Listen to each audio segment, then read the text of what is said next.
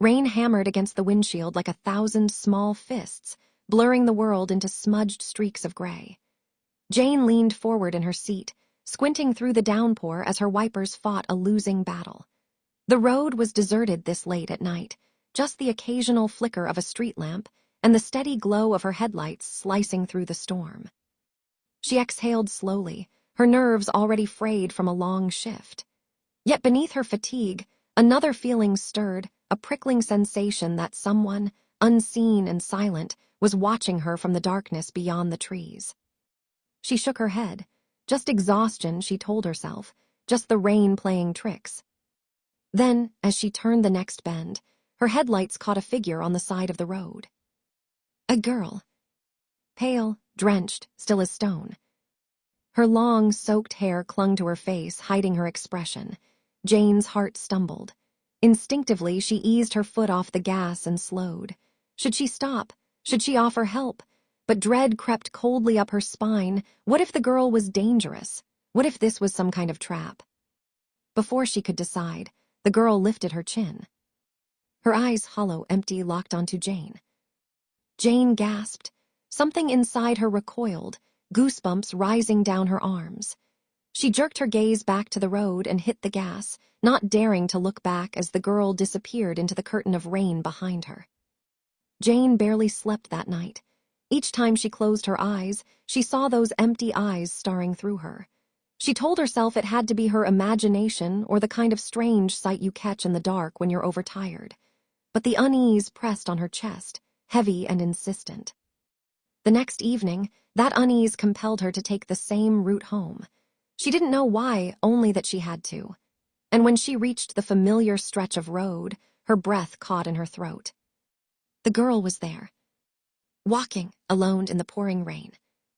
Jane slowed again, shocked, watching the girl's soaked dress cling to her thin frame.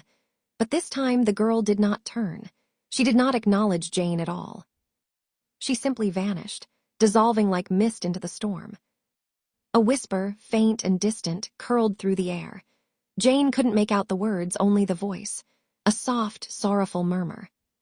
She stopped the car in the middle of the empty road, staring wide-eyed at the spot where the girl disappeared. Fear should have consumed her, but instead a strange ache grew in her chest, something like sadness, or the overwhelming sense that the girl wasn't trying to frighten her at all. She needed something. Someone. Night after night, Jane returned, unable to shake the compulsion. And though the girl never appeared again, the whispers remained, soft, persistent, calling to her, calling her name. Jane grew obsessed. She spent lunch breaks combing newspaper archives, late nights searching old records and local gossip. At first people brushed her off, but hints emerged, a missing girl. A case gone cold. A child who vanished one stormy night not far from that road. Her name was J.C. Unfound, unclaimed, presumed dead. Jane's heart tightened each time she read the name. She felt the girl's loneliness, her unfinished story, her longing for someone, anyone, to notice her. Weeks passed. Jane began to think she would never see the ghost again. But one stormy night, something pulled her back to the road, stronger and clearer than ever before. She brought a bouquet of white lilies, pure, solemn, peaceful. They trembled in her hands as she stepped out into the rain. She waited. The seconds crawled into minutes. The minutes stretched into hours. The rain soaked her to the bone. Her hope dimmed. She bent to set the lilies down when a whisper brushed her ear, soft, close, unmistakable. "Thank you." Jane froze. Slowly she turned. The girl stood behind her. JC looked like she had the first night, drenched, pale, fragile, but now there was something else in her eyes. A quiet, aching gratitude. Jane's throat tightened as tears mixed with rain on her cheeks. She longed to wrap the girl in her arms, to tell her she wasn't forgotten, but she knew she couldn't. Instead, she placed the lilies gently at JC's feet. "Now you can rest in peace," she whispered. JC smiled, a small, fleeting thing, and faded into the storm. But something tugged at Jane's thoughts. JC had always appeared in the same spot. Compelled, Jane knelt where the girl had stood. Her fingers brushed the mud, then something else. Something solid, something wrong. A shoe. A scrap of fabric. A shape beneath the earth. Jane's breath caught as realization crashed over her. She had found her. JC hadn't been trying to haunt the road. She had been trying to be found. Jane called the police with trembling hands. The discovery made the news quickly, and with it came an anonymous tip, someone who claimed to know who JC had last been with. Before the police could even respond, a wild-eyed man stumbled into the station, shouting incoherently. "She shouldn't have disrespected me," he screamed, eyes darting wildly as if still seeing her. I told her, JC, you brought this on yourself." His confession unraveled the truth. JC's parents were notified.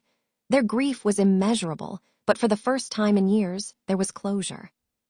Jane attended the funeral, standing quietly among strangers who wept for a daughter they could finally lay to rest. JC's parents embraced her tightly, thanking her through their tears for giving them peace, for giving their daughter back, for listening when no one else had. "Please visit us," her mother whispered. "We'd like to keep her memory alive with someone who cared." After the funeral, Jane sat alone in her car, tears streaming freely. She wasn't sure why she felt so connected to JC, only that she did deeply. A soft rustle stirred beside her. When she opened her eyes, JC sat in the passenger seat, faint as moonlight but smiling. "Thank you," the girl whispered again. "You were the only one who stopped, the only one who listened." Her hand lifted, brushing Jane's cheek with a touch like cool wind. Then she was gone, peacefully this time. And Jane knew she would not return again. In the days that followed, Jane resumed her ordinary life, but something had changed. Every time she drove down that once-haunted road, she felt a gentle warmth, a presence no longer searching, no longer lost. JC was gone. But whenever rain drifted across her windshield, she felt a quiet peace settle in her chest. The road no longer felt haunted. But she knew it was sacred now. A place where a restless soul had waited. And where someone had finally listened. Jane carried that story, and a piece of JC's spirit, with her always.